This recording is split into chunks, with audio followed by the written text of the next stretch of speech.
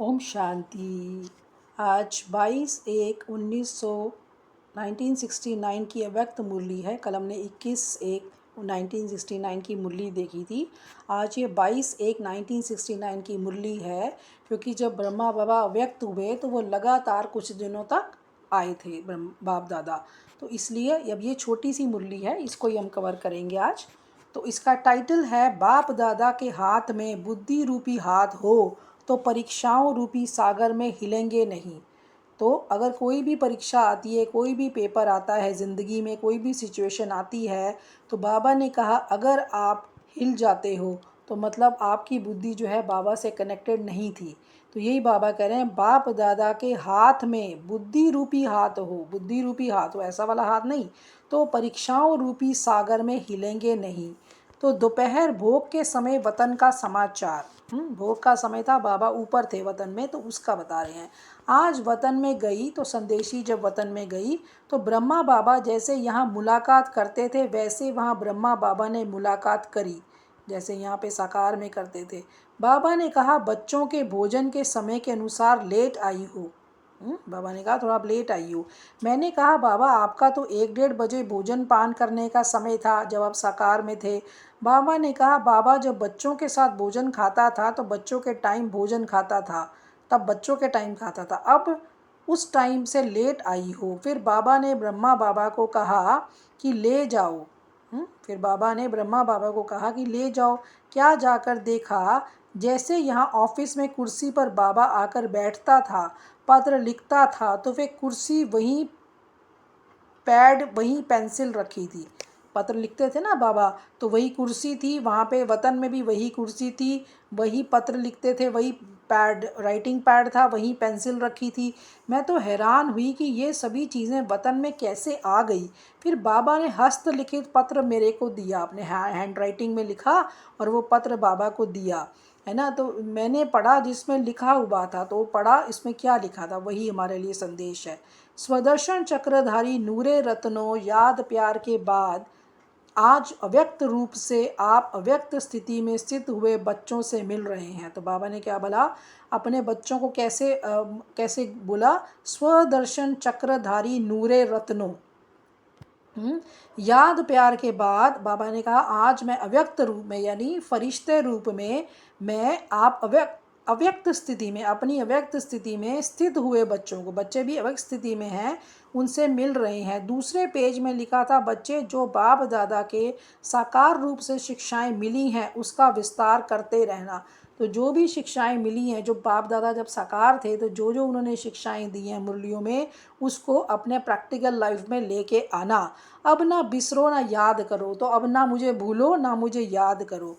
विदाई के बाद बाबा जैसे सही डालते थे, है ना, जब विदाई के बाद अक्षर लिखते थे वैसे डाली हुई थी। बाबा ने कहा हमने अपने समय पर पत्र भी लिखा, फिर भोजन के लिए इंतज़ार कर रहे थे, फिर तो भोजन खिलाया। बाबा ने कहा बल वतन में चीज़ें खाते हैं लेकिन यज्ञ के भोजन की रसना बहुत अच्छी है ना।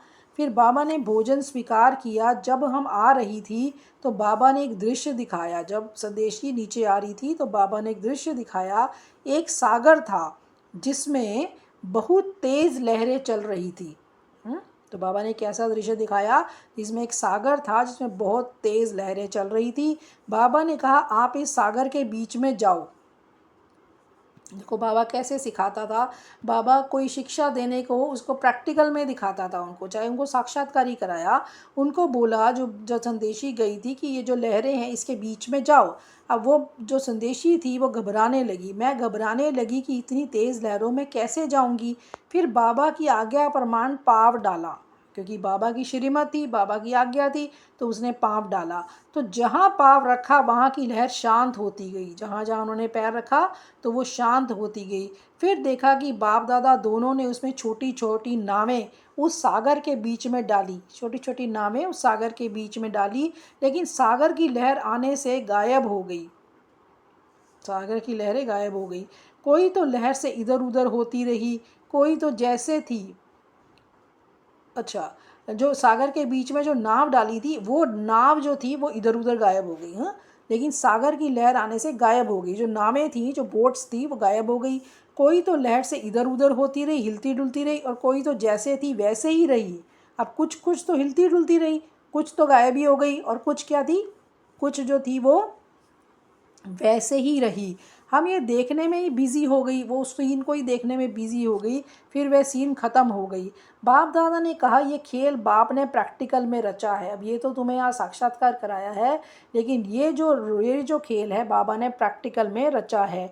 जिन बच्चों की जीवन, अब बाबा ने देखो क्या शिक्षा दी, उस नावों के एग्जाम्पल से भगवान ने ये शिक्षा दी कि जिन बच्चों की जीवन रूपी नैया बाप के साथ में है होगी वह हिलेगा नहीं। तो जो नाव थी उसमें जो हिली नहीं वो कौन थी, जो बाप दादा के साथ थी, है ना। तो जिसका बुद्धि रूपी हाथ जो होगा बाबा के साथ होगा, यानी जिसका कनेक्शन बाबा के साथ होगा, उसकी जो नाव है वो कभी हिलेगी नहीं। नाव मतलब जीवन रूपी नाव जो हिलेगी नहीं।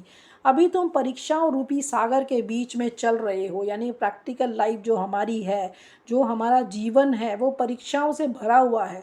कदम कदम पे हमारे जीवन में परीक्षाएं हैं। तो हम जैसे जैसे कहते हैं ना, हम एग्ज़ामिनेशन हॉल में बैठे हैं, हर समय हमारा पेपर हो रहा है। कभी कोई सिचुएशन आती है जो हमारा पेपर ले जाती है, कभी व्यक्ति आता है हमारा पेपर ले जाता है, कभी प्रकृति की हलचल आती है, तो हमारा पेपर लेने के लिए सब लोगों को तैनात किया गया है कि इनकी अवस्था कैसी है। तो वही बाबा ने बोला अभी तुम परीक्षाओं रूपी सागर के बीच में चल रहे हो, तो जिनका कनेक्शन अर्थात जिनका हाथ बाप दादा के हाथ में होगा, यानी बुद्धि रूपी कनेक्शन बाप दादा के साथ में होगा, उनकी ये जीवन रूपी नैया न हिलेगी न डूबेगी। उनकी जो जीवन रूपी नैया नैया है वो ना हिलेगी न डूबेगी।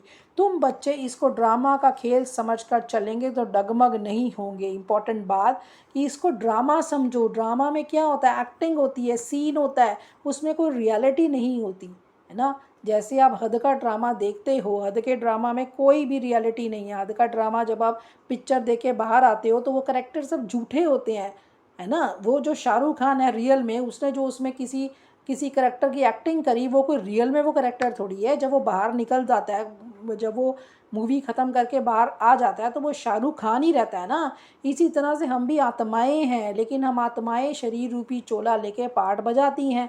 तो इसलिए बाबा कह रहे हैं इसमें सब पार्ट बजा रहे हैं, ये ड्रामा बना हुआ है, इसको खेल समझो, इसलिए इसमें डगमग नहीं होंगे, इसको सीरियसली नहीं लो।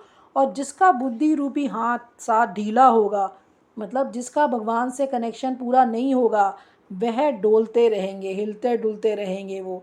इसलिए बच्चों को बुद्धि रूपी हाथ मजबूत रखने का खास ध्यान रखना है, ठीक है।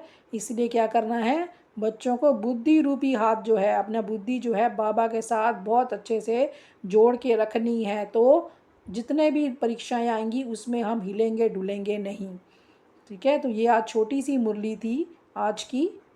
ओम शांति।